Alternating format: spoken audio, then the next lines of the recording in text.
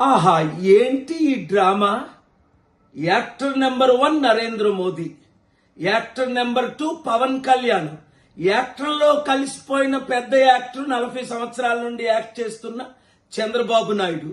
వీళ్ళు ముగ్గురు సినిమా తీయడానికి వచ్చారా, లేదా ఆంధ్రప్రదేశ్ ప్రజలకు ఇచ్చిన వాగ్దానాలు నెరవేర్చడానికి వచ్చారా?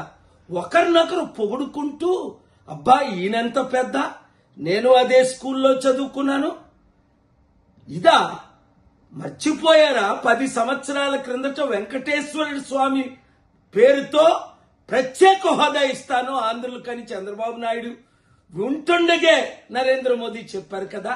పవన్ కళ్యాణ్ అదేమైంది? 6 కోట్లు ప్రజలు మట్టి గారిపోయింది. అప్పుడేమో మట్టి తీసుకొచ్చారు, నీళ్లు తీసుకొచ్చారు, ఇప్పుడేమో రిమోట్ కంట్రోల్ తీసుకొచ్చారు ఏదో చేసినట్టు.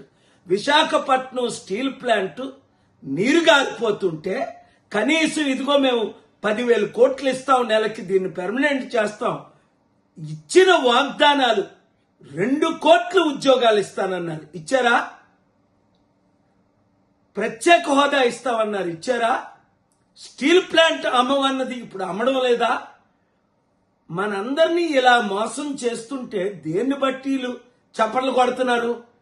బాగా మమ్మల్ని మోసం చేశారు, మేమందరం మోసపోయామనా? ఆంధ్రులారా, వీళ్ళందరూ ఒకటే, వీళ్ళందరూ తోడు దొంగలే, వీళ్ళందరూ మోసగాలే. ఈ వీడియో అందరికీ షేర్ చేయండి.